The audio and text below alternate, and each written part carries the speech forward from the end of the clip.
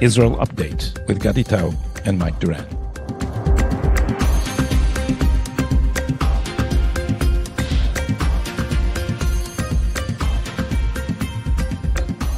Hello and welcome to Tablet's Israel Update. It's been 1 year, 3 months, and 7 days since this war began.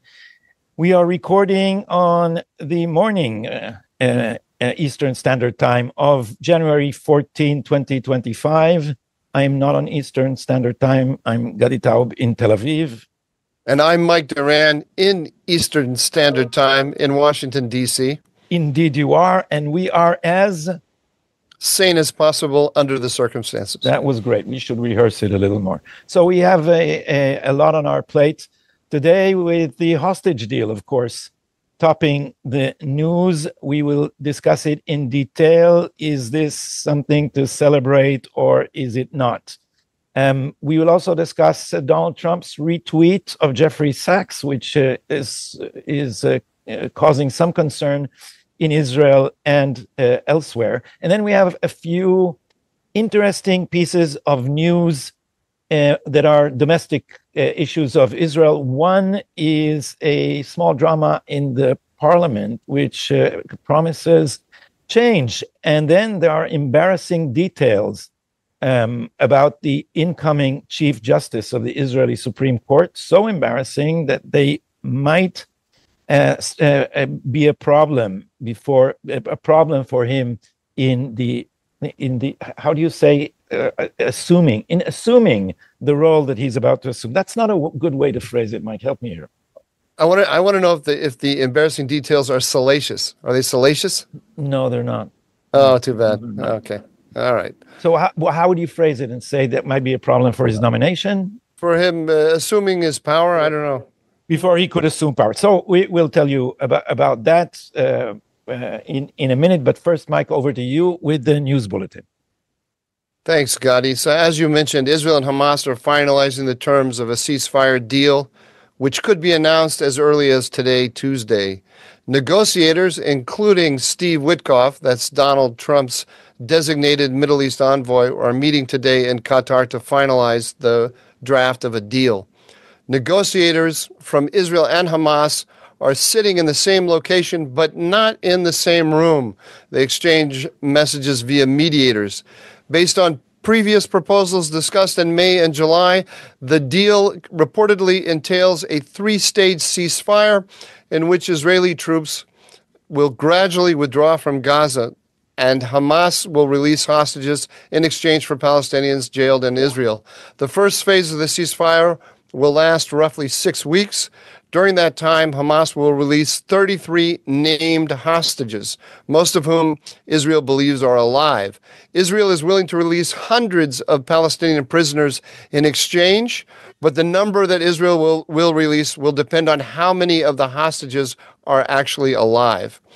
On Sunday night, Gadi, the IDF struck multiple targets in Lebanon, despite the ongoing ceasefire with Hezbollah.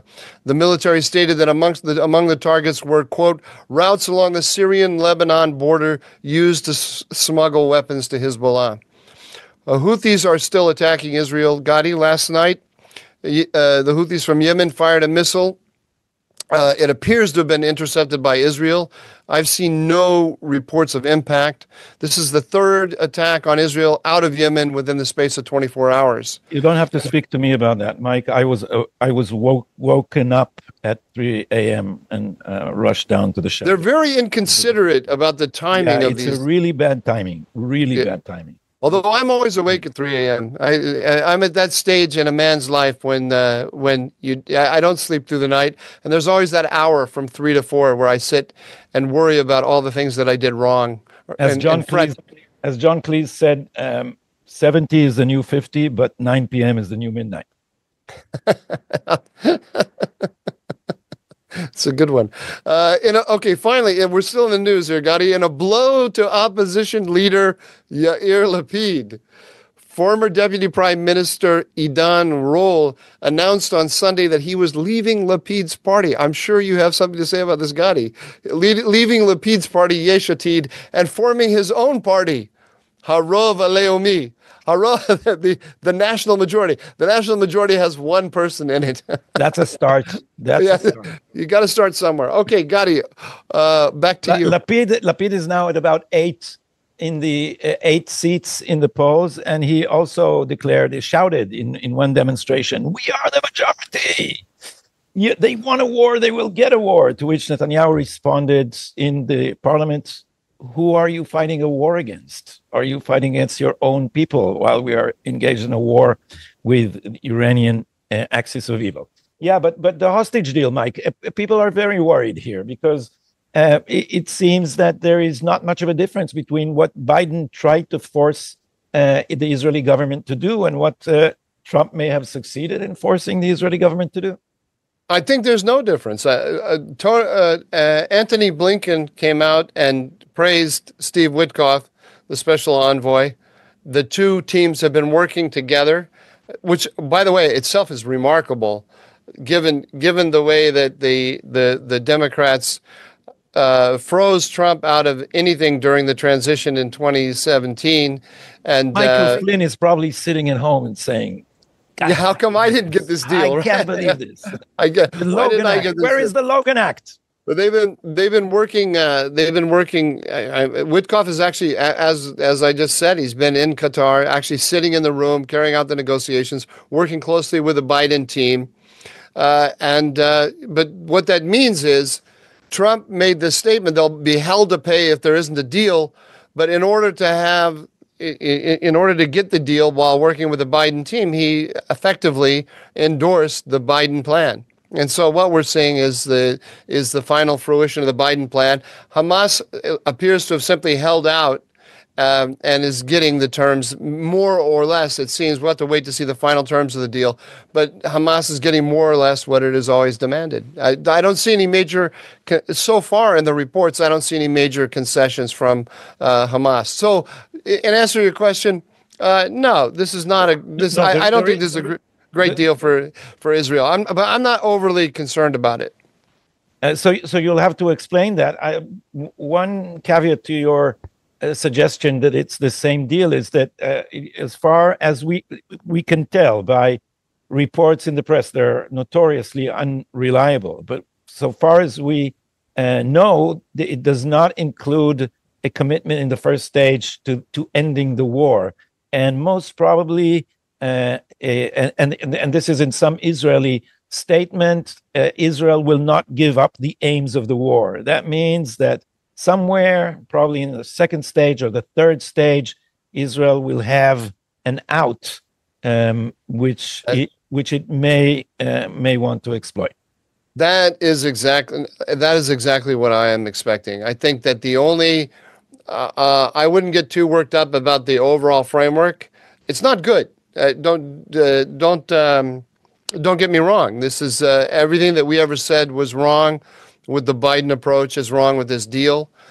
And people on my side of the aisle, that is the Republican side, are inclined to laud this as an incredible achievement, a sign of the stature, the strength, the insight of Donald Trump. That's what the politics requires us to do at this stage. But I don't see it that way personally. Just as we're saying, this is just Trump using the prestige of his election to endorse the deal of that Biden had been working on. But as you say, I think there's all that matters here really is stage one. We're never going to get to stage 2 or stage 3. Just like in the case of in the north with Lebanon, we're never going to get to the end of that deal either. Events are going to overtake it, and we're going to have a new negotiation somewhere in the future after some new round of fighting. So I think there are two issues there on both sides that are basically that have to do with the personas and the maybe the egos more than they have to do with the content. First, Trump made a huge commitment and he wants to make good on his word that before he even enters the White House, there is a deal. So he is committed to that. And secondly, I think that Benjamin Netanyahu is unlikely to pick a fight with Donald Trump even before he enters the White House. So there is a situation what he could do vis-a-vis a hostile administration, he can't do vis-a-vis a friendly administration. Yeah, exactly. He can't.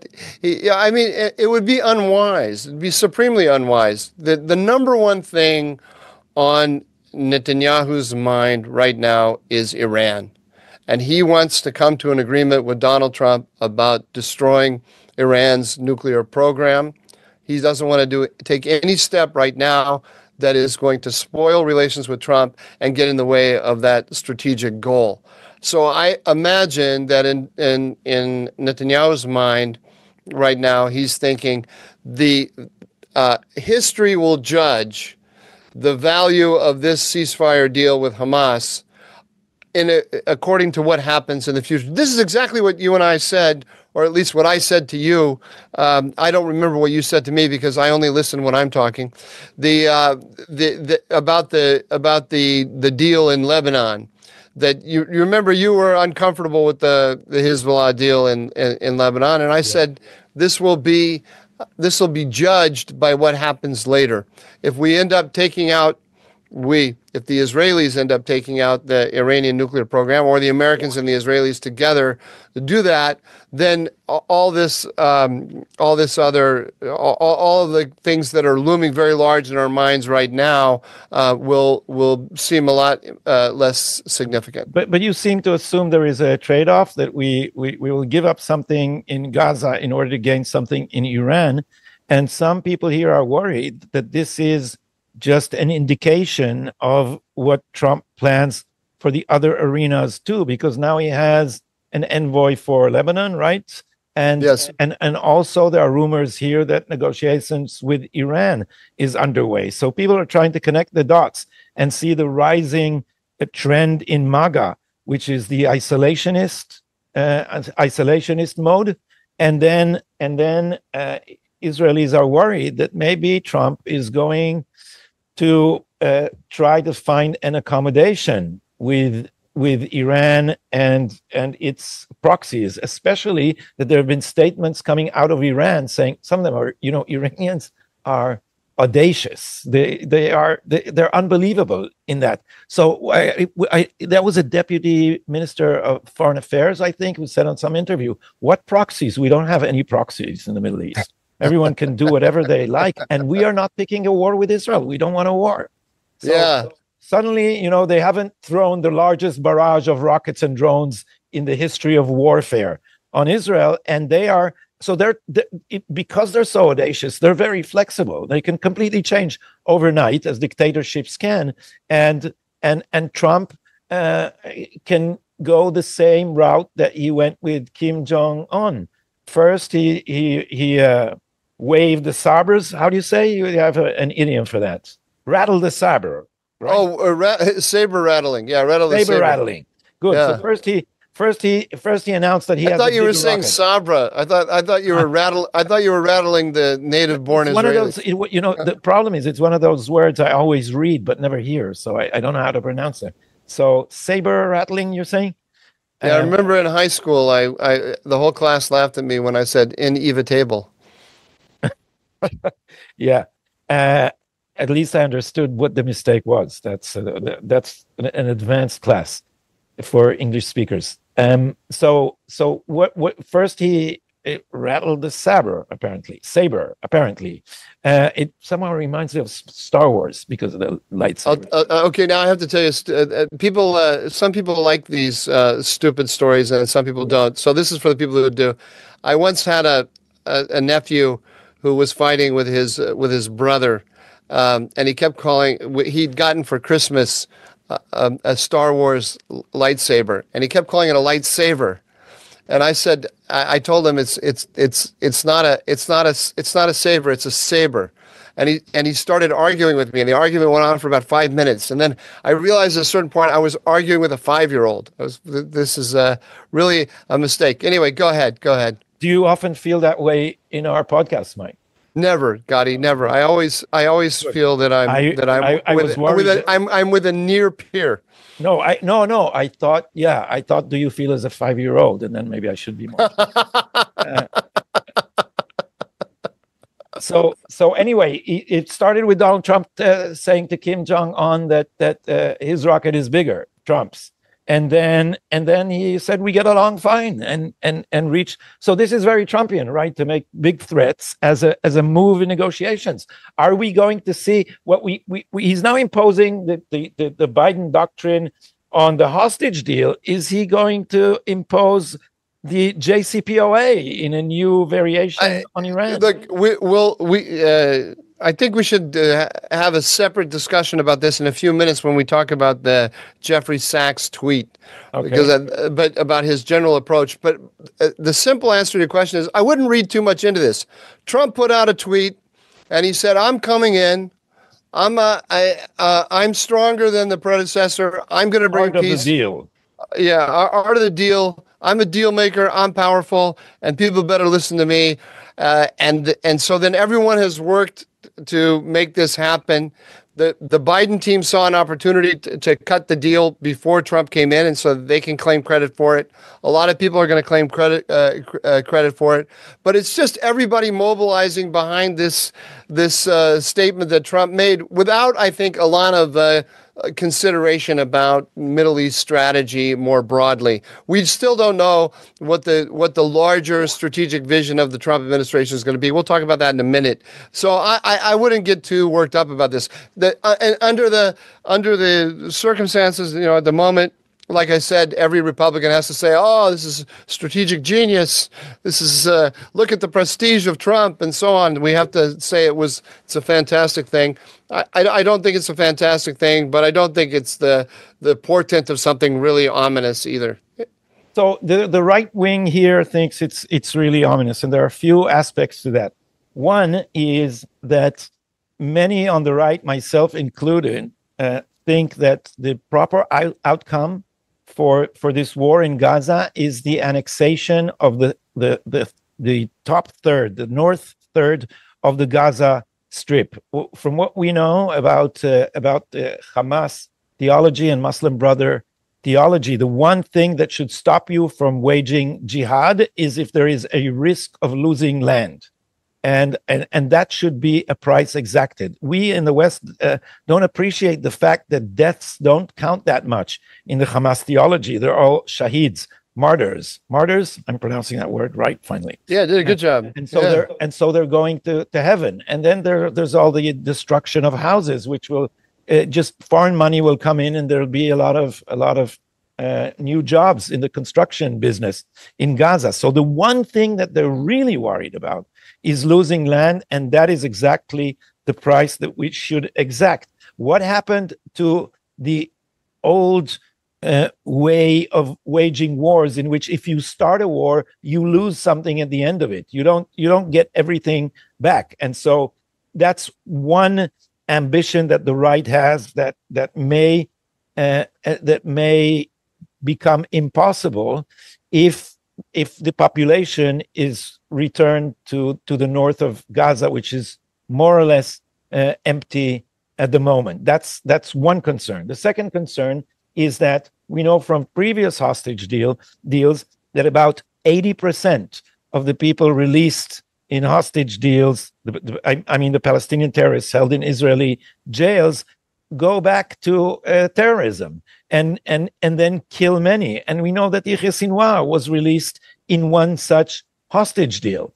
So that's another major concern. And the right is saying you are risking future death of your own citizens. They're saying to the government and specifically to the prime minister. And thirdly, which to my mind is the most worrying, we have convinced our enemies that the way to make Israel surrender is kidnapping hostages. I am extremely worried that instead of working on nuclear bombs, what they will endeavor to do is kidnap Israelis anywhere. Imagine that they get hold of, I don't know, a cruise ship with 2,000 Israelis. That's the doomsday weapon. And we have, instead of, you remember Entebbe, and the Entebbe operation in 1976, the Rabin government of the 70s said, we do not negotiate with terrorists. You're holding our hostages, you're threatening to kill them. We do not release terrorists for hostages. This is the way to prevent future the future taking of more hostages. And if you convince the enemy that you will surrender in a war, that they can stop a war by taking hostages, that is a very dangerous lesson. I have a different view of all this. I think the Israeli goal shouldn't be territory. It should be destroying Hamas as a political organization. It has basically all but destroyed Hamas as a serious military threat, but it has not begun to really dismantle it as a political organization. The United States has held one comment before you continue, Mike.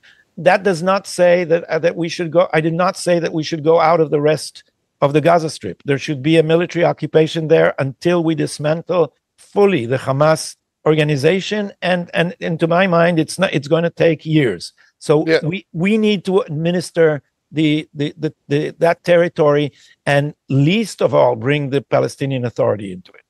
So for reasons that we don't know, the Netanyahu government has decided not to become the occupying power.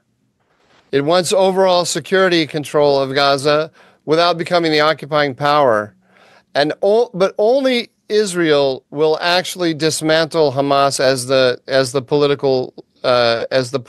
ruling political institution or ruling authority. We have to stay. There's no other way. But you have to actually separate Hamas from the population, which you haven't done, which the Israelis haven't done. I'm not blaming anyone.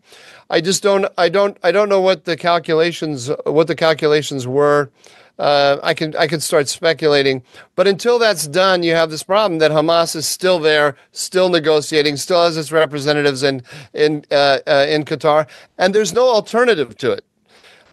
A couple of times the Israelis started to try to inspire alternatives to Hamas, and Hamas quickly killed them. So they had no security. The idea that in some circles that the Saudis or the Emiratis or some mix of these groups is going to come in and dismantle Hamas is a pipe dream. Only Israel can do it, and Israel hasn't started doing it, and I don't exactly know why. So I think your assessment of what the Netanyahu government is trying to do is mistaken, because although it is not declaring that it will occupy Gaza, that's not wise. I think that is what the default conclusion is, because as you say, there is no other power. Netanyahu, if anything, thinks that the Palestinian Authority is the least fit organization to take control of the Gaza Strip. We now know that despite all the peace processors' dreams about the Palestinian Authority somehow being revitalized or becoming more moderate, these are all pipe dreams too. And so the only alternative is an undeclared occupation, or so I think. Indeed, so I hope. No, I think it has to be a declared occupation, because Israel has to actually weed out Hamas from the non-Hamas population, and it has to strengthen and support an alternative ruling body, and no one else can do that but Israel. Yeah, but you keep going back to the alternative governing body. I think that there is no alternative governing body, that we will have to govern, and that is not a wise idea to declare. Although I did, because I was interviewed in the beginning of the war by the Wall Street Journal, and the guy kept pushing me about what's your plan for the day after? That was once the big buzzword. And finally I said occupation. I think I called you after that to ask. I remember that. Yeah, that was a really stupid thing to say. Yeah. But that's actually what I believe. I don't think there is an alternative, and I think we need to get used to the idea. I'm not saying occupation is the permanent solution forever and ever, But I also don't think that 1 year of occupation is going to enable us to weed out Hamas. I'm less optimistic than you are about separating Hamas from the population, because Hamas is the population. They voted for Hamas. They cheered the massacre. Hamas is embedded in every organization. I just had the numbers about UNRWA. You know, UNRWA is supposedly a human rights organization, right? It's a UN organization. It's supposedly to take the relief and work authority for the Palestinian refugees. So they're not refugees in Gaza anymore, but also among UNRWA's employees, there are 12,970 or 790, I don't remember, 12,000 of which are either members of the Hamas organization or married to them. So UNRWA is totally Hamas through and through, and these are the people who run everything in the city. But there's Hamas and there's Hamas. I'm talking about the good Hamas and the bad Hamas. No, there's people who just want to get along with their lives, and then there are people who are actually dedicated to going and killing Jews, and in the situation right now, there's no, if you're somebody who just wants to get along with your life, take care of your family, make some money, you have no way to do that without pledging allegiance to Hamas. I strongly disagree. We keep imagining them in our own image, and so we drift without telling ourselves to the Obama view that everyone in the end wants to put food on the table, have a good job, and a secure environment to bring their children. And we don't take into account that this is a very different culture. It's very religious, and that is that people who say that they are happy to have their children martyred are not lying. And so I think, Mike, that you are underestimating the role of religion in this conflict. I know this. I think I have a pretty good idea of how it all works, to be honest with you. What works? I don't think I'm naive. I think I've spent a lot of time in Arab countries talking to Arabs about how they see things. Historically in the Middle East, the state is a realm unto itself, and everybody else doesn't get involved in it. And that's if you're an Arab from Gaza, that's been your experience forever. But these are not democratic societies. Iraq, Syria, the Palestinians, Lebanon. These are not. The politics doesn't flow from the bottom up. It flows from the top down. And it's a mistake to analyze it from religious text to behavior of the state. But it's not a mistake to analyze it from school books, and school books and kindergarten education begins with the inculcating in children that the highest. Which is why Israel has to actually occupy, create another ruling authority, actually examine the books, make sure that the books are being taught in a certain way. This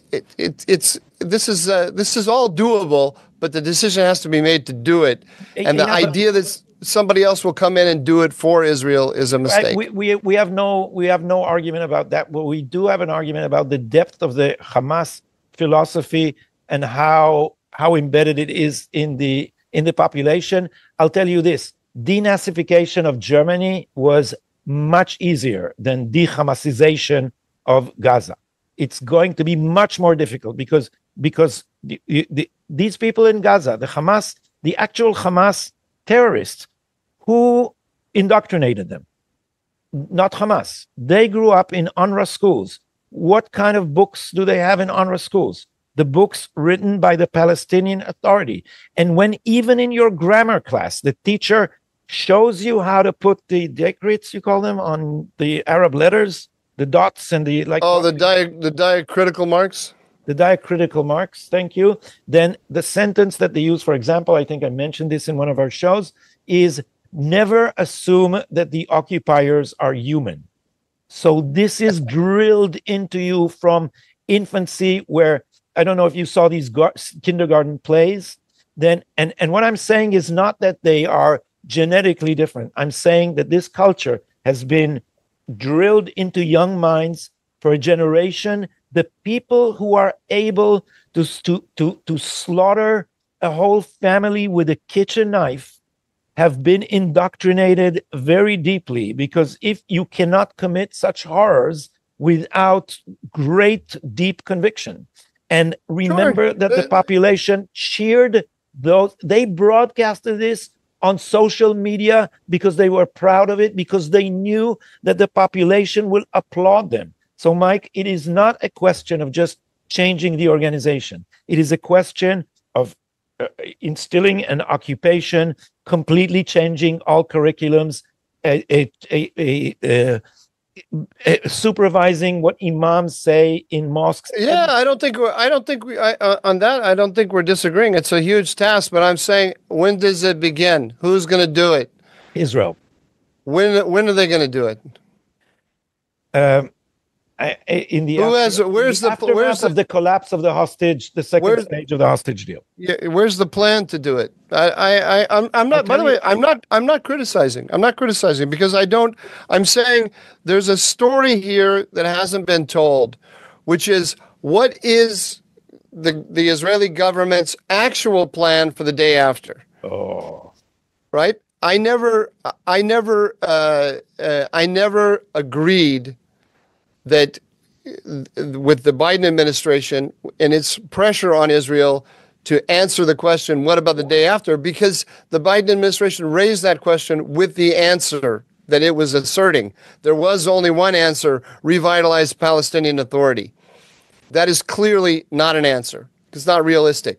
But the question is actually a serious question, and it needs to be answered. I understand one of the reasons why the Netanyahu government never answered it is because it didn't want to argue with the Biden administration about it at that time. That's one of the reasons. It probably also didn't want to argue with itself internally.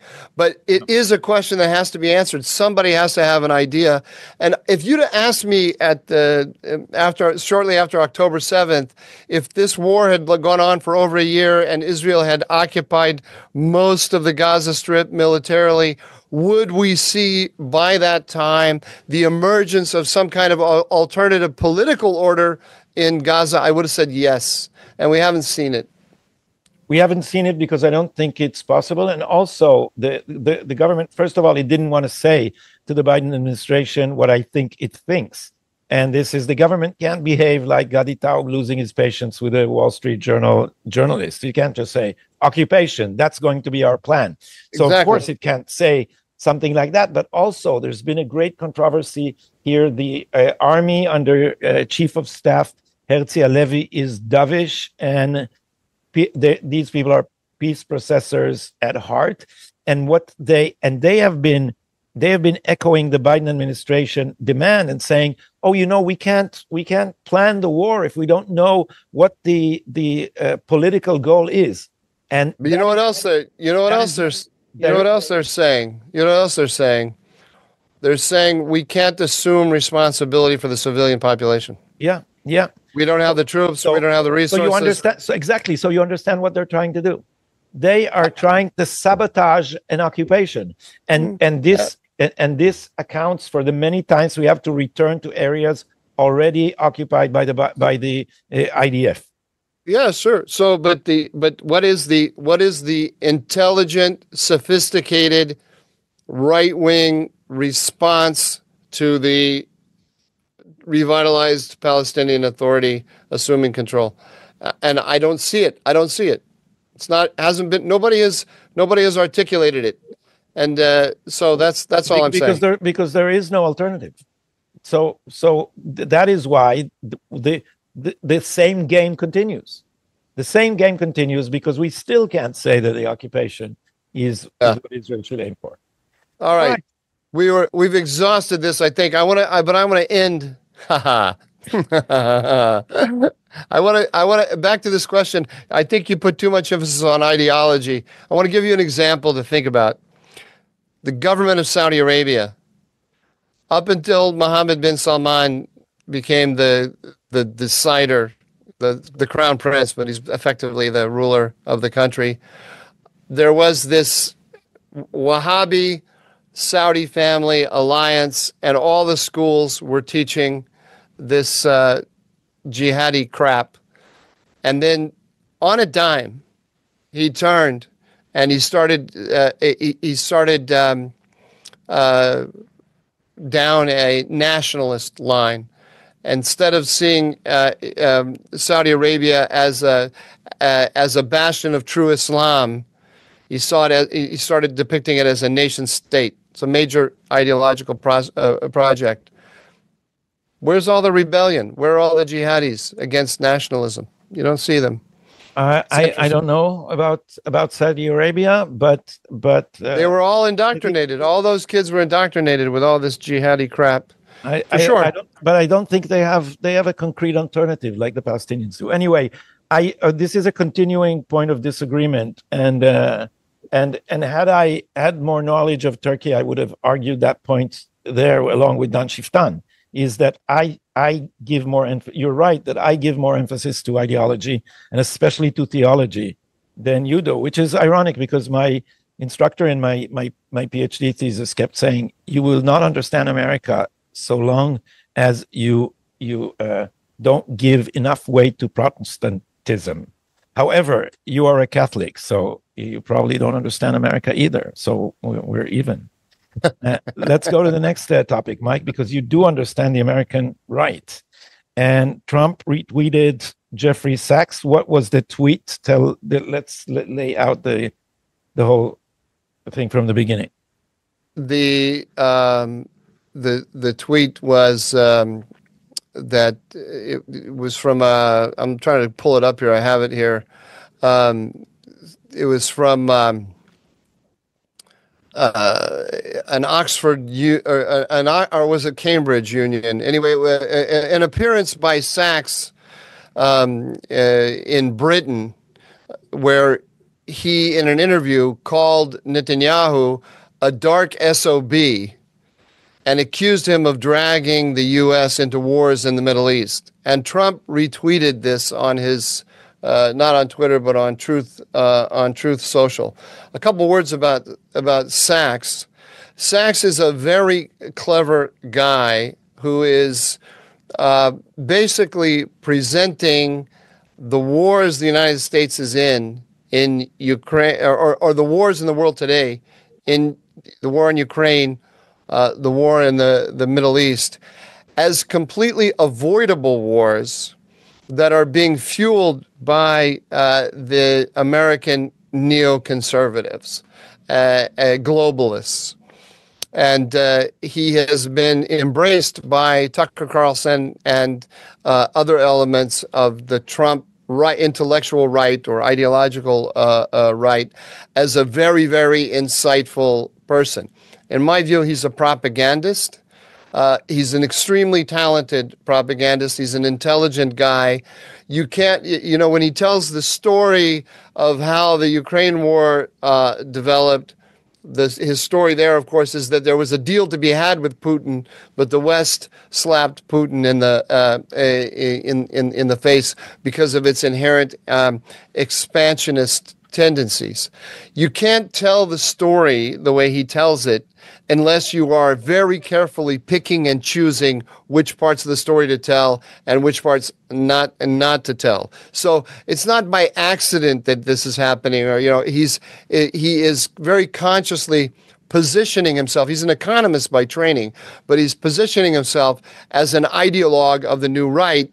And he's being embraced by people like Tucker Carlson, and it is bad news in the pro-Israel world, because as that tweet, as that quote that I just referenced suggests, he's saying that Israel is dragging the United States into conflicts that are not in its interest. Yeah. So that is the. A line that is getting more traction in MAGA generally, isn't it? Yeah, it has. What it is. My good friend, our good friend, Tony Badran. You're friends with Tony, are you not? Yeah. Our good friend Tony Badran wrote something, I think, in Tablet magazine, Tablet, our sponsor, where he said that what's going on here is that actually I'm sorry I'm stuttering here because I'm trying to remember, it was in Tablet magazine, but was it actually Tony? It might have been someone else. Anyway, the idea was, as Tablet magazine has explained, what Sachs is doing in the Middle East context, and what Tucker Carlson is doing, all of these restraintists, they are repackaging Obama's Iran realignment as MAGA, as the essence of MAGA. So what they are, because just like Sachs is saying about Ukraine, that there's a deal to be had with Putin, which the globalist, expansionist, neoconservative types ignored. There's also a deal to be had with Iran. But Israel, the nefarious Israel, is dragging us into these conflicts that we don't need to be in. So is that a real possibility? Is Trump on the verge of taking us back to the JCPOA, Mike? What we have to understand, Gadi, is that the Obama worldview, which is that there's a deal to be had with Iran, and that's the best way to stabilize the Middle East so that we can then pull our troops out. All of this is a reaction to the Iraq War. And the Iraq War, I think there's a consensus in American society, or at least the majority of Americans believe the Iraq War was a mistake. It was an overreach. We got involved. We bit off much more than we could chew. We got involved in a part of the world that we don't really understand in pursuit of goals that were unrealizable. So we have to pull our forces back from the Middle East. The debate then is about how do we best do that? Do we do that at who fills the vacuum, in other words, when we pull back? Do we try to fill the vacuum with the power of our allies, or do we try to cut a deal with our adversaries? And the Obama worldview, the Obama perspective says that Iran is a rational, pragmatic power that we can cut a deal with if we just prove to it that we don't have hostile intentions toward the regime, and that will stabilize the region. All of the arguments that I just ignore the role of theology and ideology. All of the arguments that I make about Erdogan's Turkey, they make about Iran. And I think that they are riding the wrong horse. That's the key issue here. But forget about Turkey. The alternative is that we put together an order based on our allies, Israel and Turkey. That's Saudi Arabia. And Saudi Arabia. But Israel and Turkey have the military power. But if we're talking about our major allies, Israel, Turkey, Egypt, Saudi Arabia. Those are the four pillars, the four major pillars. You could add in UAE and if you like, and so on. But in terms of military power and geostrategic heft, we're talking about those four. That idea, the Obama perspective, is not simply Obama's idea, and it's not simply a left-wing idea. When I worked in the Bush White House, that's 2005 to 2007, that idea was alive and well inside the Bush administration. And it primarily resided in the Iraq office in the NSC. One of the major bastions, I guess, of that idea was the Iraq office in the NSC. The idea there was that we're empowering Shiites in Iraq. Those Shiites in Iraq have natural affinities toward Iran.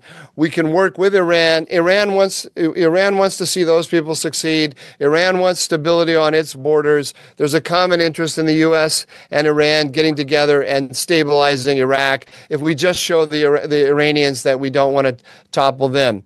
Also, the same people would note that we toppled that Saddam Hussein was the enemy of Iran, and the Taliban in Afghanistan were the enemy of Iran, and so so if a rational foreign policy would see that Tehran has the same interests in Afghanistan and in Iraq as we do, so there's a deal to be had there.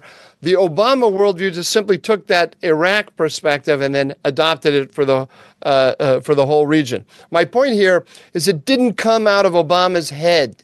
It was resident already in the national security apparatus of the U.S. It remains there, Gadi. Now that Obama's gone and Biden is gone, and now that the whole idea has been destroyed effectively by the fall of Assad, by Israel hollowing out Hezbollah, and so on and so forth, and by the continued hostility of the Iranians toward us, the idea is no longer viable. But it will still be there in one form or another in the national security bureaucracy. And Trump understands this, and he understands the desire of the American public to pull back from the region.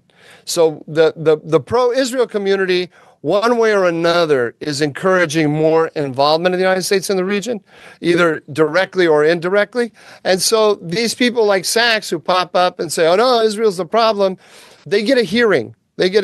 So Trump is riding two horses simultaneously. He's riding the Mike Huckabee horse, which says, let's give 100% support to Israel, and let's also work with Israel to destroy Iran. And he's riding the Tucker Carlson horse, which says pull back from the Middle East, pull back from the Middle East. He knows what he's doing. He'll tweet out both sides. Today he's going to tweet out Jeffrey Sachs. A couple of weeks from now he'll tweet out Mike Huckabee. And what will the actual policy and strategy of the administration will be hashed out in the first couple of months of the after the inauguration. Still, Mike, I don't want to let you off the hook on the central question. Do you see Trump going for a new JCPOA, a new nuclear deal with Iran? I'm going to dodge a little bit. Okay, I'm going to dodge a little bit, but I'm going to try to dodge intelligently. I'm not dodging to dodge. The simple answer is maybe. Trump campaigned on peace through strength. The strength part is what the pro-Israel community heard, because they heard the hostility to Iran. So there is a pressure campaign against Iran is coming, and it's going to be a very serious pressure campaign. What we don't know is what the specifically military component of the pressure campaign will be. We don't, and there are two aspects to that. There's what is the American military component of that, and what is the Israeli military component of that. Because Trump might decide, okay, it's a good thing to actually carry out military attacks against Iran's nuclear program, but I don't want American troops involved, so we'll support the Israelis. Or he might say, well, if we're going to support the Israelis, we got to make sure the thing is done right, and we have capabilities the Israelis don't, so let's go in together. Or he might say, let's just raise the threat of military action and then see what we can negotiate with the Iranians. In other words, go for the peace option. He has all of those options available to him. I think the higher probability is that we'll end up with Israel carrying out military attacks in which the U.S. acquiesces. But it's a probability game. I don't know what he's going to do. All right, so we'll be following that. I began to have a Pavlovian hatnaya, how do you say, conditioning, a Pavlovian conditioning about changing the subject in this program. I've begun to fear it.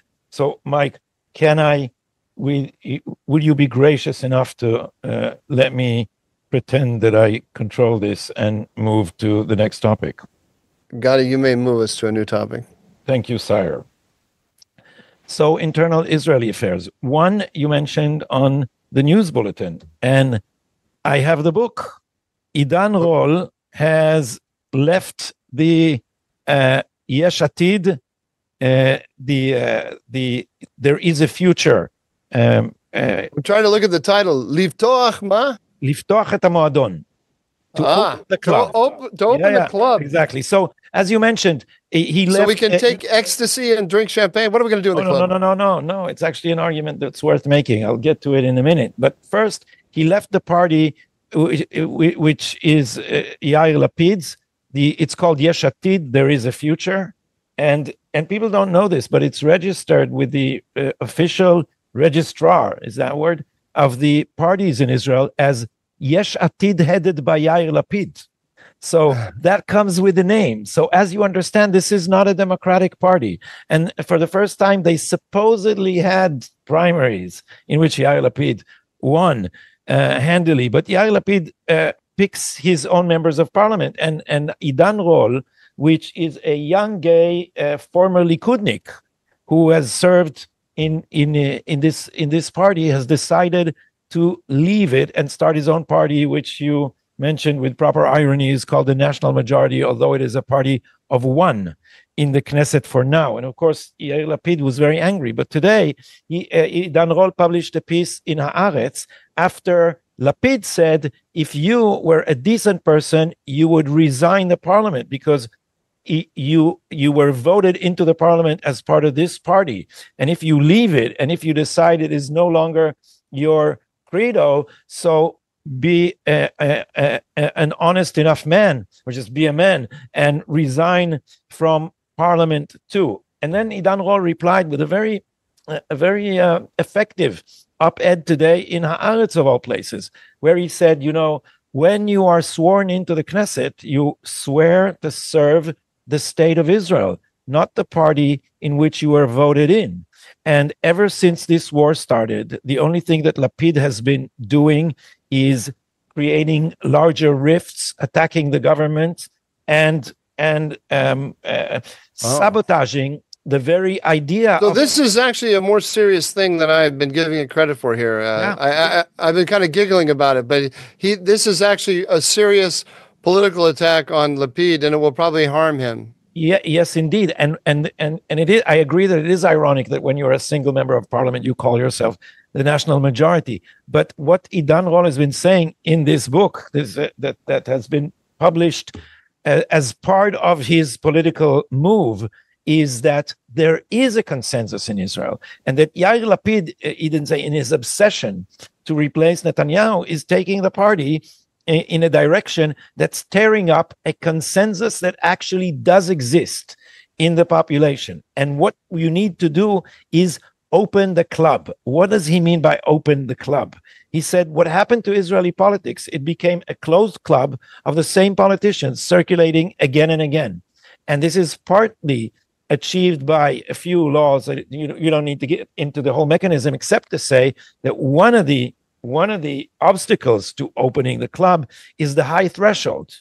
If the high threshold in which you need in order to get into the parliament, which is 4 seats out of 120, Israel has a very small parliament. So unless you have 4 seats, you don't pass the threshold. And if you lower it... I was going to... Sorry. Up until now, I was saying this is a really serious argument, but the Israeli threshold is notoriously low. I mean, in other countries, it's like 10%, 12%. No, but Israel's system is very radical in many ways. It is completely yachasit. How do you say it? Relatively. It is a relative system, or the shita yachasit. And what it means is that you get the whole population voting. Proportional representation, is that what you want to say? What did you say? Proportional representation? Exactly. So the actually it was lower before. It will create greater diversity and will loosen the blocks which are at loggerheads where Israeli society is not. So whether you think this is the right mechanism, there are a lot of arguments to be made. For instance, there is a big chance that this will create a bigger Arab bloc. The biggest Arab bloc that we had was 16. It's just 10 now, and the Arab bloc is usually adamantly anti-Zionist. So you'll have a bigger portion of anti-Zionism in the parliament. So this is a very complex system, and I would not poo-poo the argument of lowering the threshold, especially that it's part of an argument that seems to be valid. It is true. The soldiers keep complaining and saying, stop fighting bickering against one another in Tel Aviv while we are fighting Hamas together. So clearly there is, among the elites, and this is an argument that I heard made about the United States as well. The war of ideas is very fierce among elites, while among the general population there is a larger consensus. So this is, and Lapid's party is actually ridiculously dictatorial. Lapid controls it completely, and as you know, my opinion is Lapid is a ridiculous character. It is a stain on Israeli politics that this clown ever sat in the seat of the Prime Minister of Israel, and his understanding of politics, it's like he understands it as a competition of popularity in which he wants to be the most popular kid. And for him, when he stands in a rally in Tel Aviv and shouts, "You want a war, you'll get a war," because in his head, he goes to sleep thinking, how can I defeat Netanyahu? Not how can I defeat Hamas? He's just, he's extremely childish. I stole your line, Mike, or a variation of it. And I wrote a piece I haven't published yet, is that a tongue-in-cheek piece in which I said that I have a superpower. I know exactly what Yair Lapid thinks. And this superpower, when he was just a television presenter, was completely redundant. I just know, while I was cutting my salad, I would know what Lapid thinks, but I was not interested myself. But now it is interesting, and I'm telling you that he is deeply apolitical. He doesn't understand politics. I don't know if you saw him when he said that the eruption of war, that the attacks by Hezbollah on Israel at the beginning of the war, they devastated the whole of the north. That's Netanyahu's fault. And when people said to him that, you started by surrendering to Hezbollah in the maritime border agreement, in which you gave them everything for nothing. And he stood at the border and he said, that's a ridiculous argument. That thing that I did is far, far away. It's in the sea. And here it's on land. So this is the guy that you have, and leading like the Pied Piper, leading 22 sheep and Idan Rol. And the fact that Idan Rol said, wait a minute, I'm not going after this war, this fomenter of internal civil war, Yair Lapid, I'm not going with him. That creates pressure on everybody else in Yair Lapid's camp, because once you have one deserter, then other people are thinking. But also, it comes with a serious argument. I was with him in your description of his argument about there being a consensus in Israel despite all of the party division. That's always been very striking to me, that there's on a lot of the major issues, there's a national consensus that doesn't get recognized by the press and by a lot of foreign observers. The idea that the way to get around this, to improve this, is by creating more parties, though, seems to me to be a little crazy. But we don't need to worry about that. Let's move on to the non-salacious details that you tantalized us with at the beginning of the podcast. Great, let's do that. There is a major political battle, which is a rearguard action of the lost cause. That sounds very Southern. The lost cause of judicial reform. And Yariv Levin, who was completely defeated, sadly, in his attempt to democratize the Israeli system by reducing the complete dominance of a non-elected Supreme Court, where the judges have veto power over their own nominations, creating basically a court that is closer to the Meretz left-wing party, which did not pass the 4 seats threshold to this parliament. So you have a radical Supreme Court which has managed to subdue the other branches of government. And then there's a very radical judge therein, and his name is Yitzhak Amit. Now, traditionally, the chief of the Supreme Court, as we call it, the president here of the Supreme Court, is appointed by a system called the seniority system, which is exactly as it sounds. The most senior judge, the one serving the longest time on the court, becomes the president, and Yitzhak Amit is next in line. But Yitzhak Amit, even for the court, is a very radical progressive.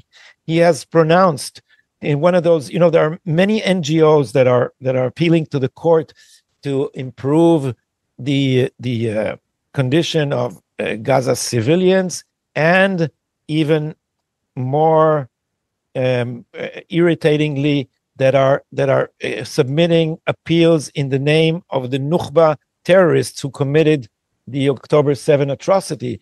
And Yitzhak Amit infamously said to these radical leftist anti-Israeli organizations, this court is putting itself at your service. So people are and also extreme judicial hubris, which puts Aaron Barak to shame. There's nothing like this. There's no John Marshall combined with Errol Warren in the United States would have been 10% of Barak, and apparently Barak is 50% of Amit. Barak was called, I think it was by Judge Burke or possibly Judge Posner, he was called a judicial buccaneer. So these people are very extreme activists. They want to legislate from the bench. They want to control policy from the bench. And Yitzhak Amit is at the radical end of this. And so Yariv Levin tried to filibuster, if that's the word, for not for speeches, but for bureaucratic maneuvers, and also tried to throw out the seniority system. And then the Supreme Court moved to impose a vote on the committee which Yariv Levin chairs. So when I said that the Supreme Court in Israel impose a vote that would then allow the judges to be appointed, in the committee that appoints judges. Now, if you want to understand how intrusive the court is, this is separation of the branches of government.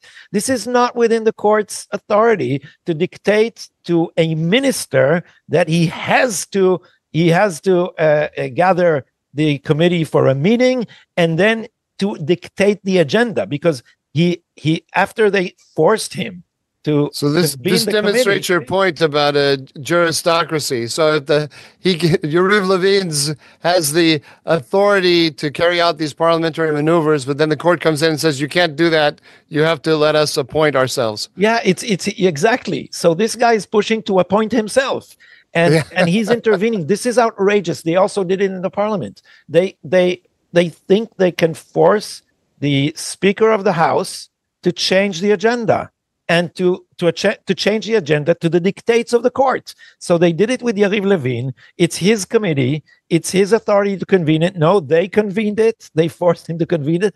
And then they forced the agenda of a vote.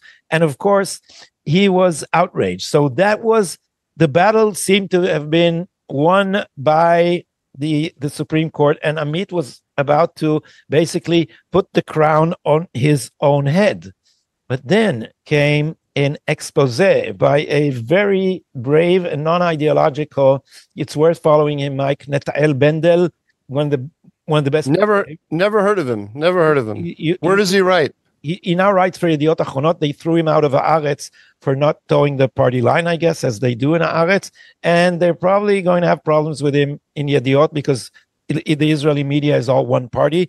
And so it stands against judicial reform and for whatever power the court grabs.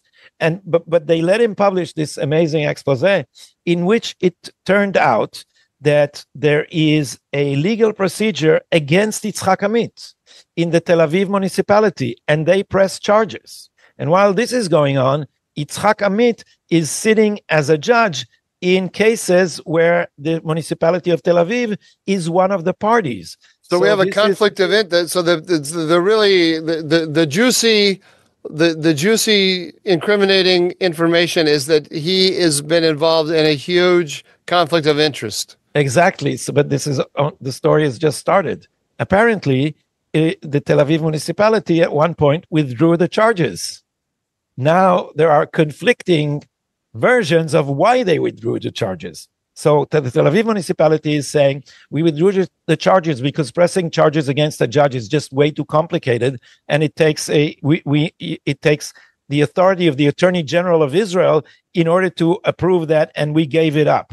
What are the charges? What were the charges? The charges had to do with an apartment that he has, and there is a system in Tel Aviv where you can appeal for great benefits if you agree to have your building refurbished and apartments added to it. So this is something involving financial interest. So there's one version, according to the Tel Aviv municipality, who said that they withdrew the charges because of bureaucratic considerations, and Yitzhak Amit himself had another version in which he said, no, you don't need the attorney general in order to press these charges, because the charges have to do with a minor fine, and so the issue is not important. So there are conflicting versions. It's only getting worse.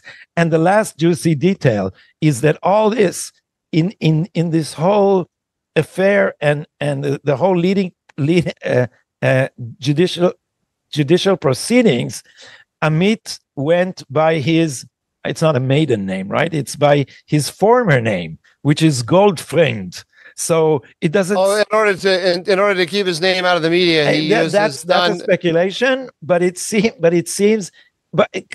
fact is that he is using his old name in that proceeding. And so what I want to show you, Mike, is one of the best cartoonists in Israel. His name is Or Reichert, and he's humor has moved to the right. The left has just lost it in everything, and the right has now the intellectual advantage, while the left is sinking in same thing here. Identity politics.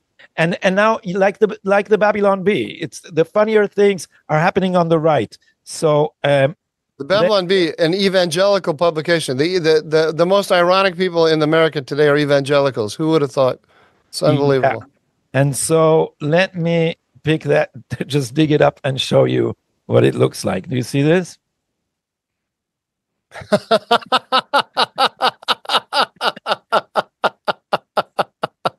So if you're listening to us on audio, this is a Mickey take of the famous poster of The Godfather. It's with the same letters, but it's a picture of Judge Amit, and the writing in the same font says The Goldfriend instead of The Godfather. Instead of The Godfather, The Goldfriend. And so the question now, and then underneath it says everything stays in the family. Exactly. It remains a question whether or not the appointment of Amit to the presidency of the Supreme Court will nevertheless sail through, because these people the hubris is just so huge, and they're feeling that they're controlling all the levers of power, including the media, and it now seems that they will be able to do it. But I'm telling you, if they do, you will have a stained president of the Supreme Court, way outside the consensus of Israeli society, who also put the crown on his own head.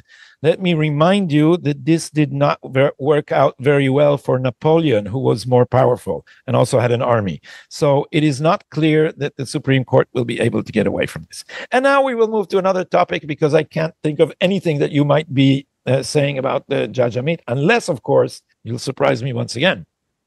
I will not. So let's move on to the dumb mistake.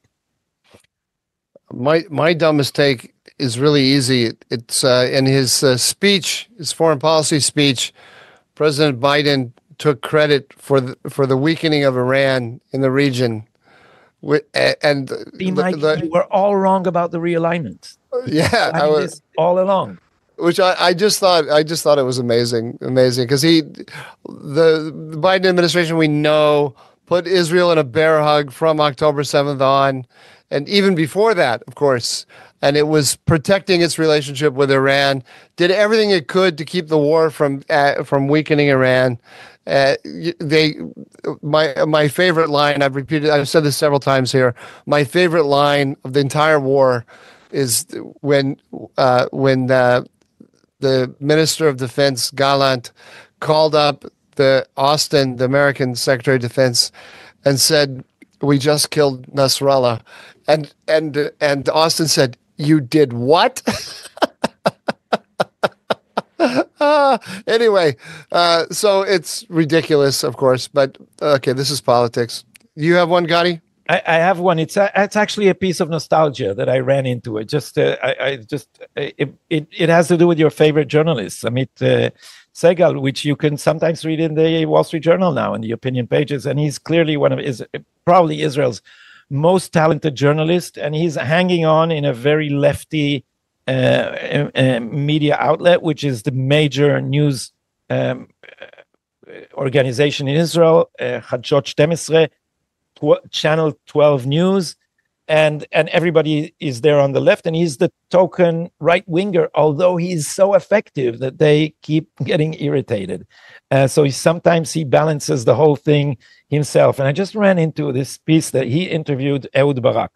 Ehud Barak is becoming more and more controversial in Israel for fomenting the chaos of the anti-government protest and demanding civil disobedience and planning all kinds of coups, and then explaining that he will be called to duty when enough corpses float in the Yarkon River, and he emphasized corpses of Jews, not of others. And so he's not very well liked outside the circles of the protest, and he's also infamously connected to Jeffrey Epstein. And he usually doesn't come to any interview unless he gets an agreement that he would not be asked about that. And there's Epstein. It's Epstein, you what? I think we say Epstein. Doesn't matter anyway. Epstein, okay, Epstein. And so there's a famous picture of him with a scarf over his face, where he was caught by the Daily Mirror, I think, entering Epstein's mansion while trying to cover his face. So I ran into this interview that it's an old one. I don't know how many months ago that Amit Segal did with him. And Amit Segal got around the question like this. He said, you keep getting asked about Jeffrey Epstein, about your involvement in all that. And instead of asking, and the Wexner Foundation, which gave you money, and you never disclosed what the money was for. You said this was for some research, but you never submitted or you never disclosed what the research was. So instead of going into all this, I'll only ask you one question, Amit said. You went into Jeffrey Epstein's mansion with a scarf over your face. You later said that this was because it was a cold day. So here's my question. Why did you not put on gloves?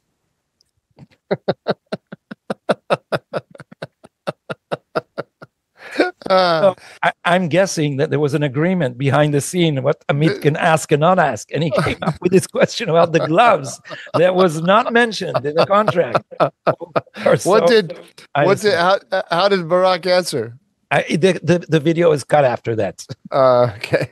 He's not good with these things. He's not good with these things. He becomes very aggressive when pushed in interviews. And famously, he told one interviewer, not a hostile one, way back, I think before all the Epstein things, he kept shushing the interviewers and turning to the camera and he's saying, "I'm not talking to you. I'm talking to the public." and that's very offensive it's even more offensive than when a host is trying to go to the next segment and the other host is not letting him. Mike, why don't we go to the next segment? So we'll do that. A lot of people in the next segment is the readers comments. Readers comments. A lot of people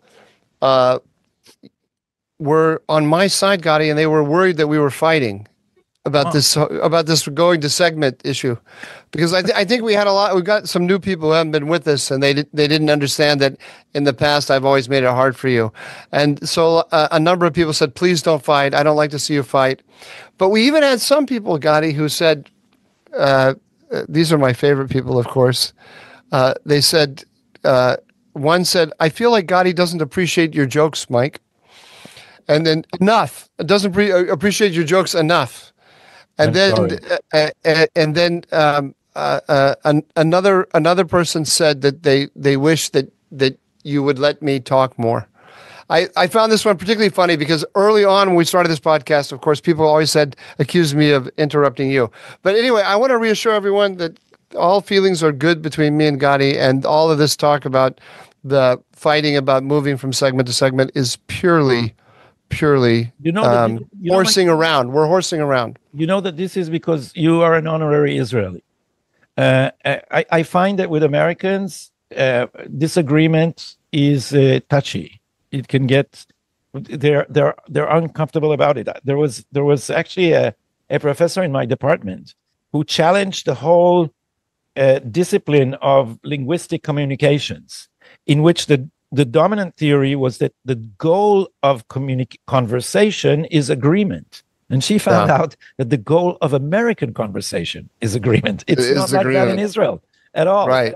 So we can disagree. We sometimes even fiercely disagree. And you and Dan disagreed deeply about in a former episode about Turkey, and this is not in any way an obstruction to friendship. That's how it is in Israel. That's how it used to be. That's how it used to be, right? Right. We learned from the United States that when there's disagreement now, there is no communication. That's a sad thing. And so this is why we have Idan Rol now creating the new national majority. I'll give you one last comment here. Misty-R1K says your channel will grow to 100,000 at least within 4 to 6 months, which is a reminder to everyone to please subscribe, like us, and leave a comment, even if it is an angry comment. She also says, I'm assuming Misty is a lady, she says, Carolyn Glick mentioned you in her program, and CBN also mentioned you. I think they mentioned Mike.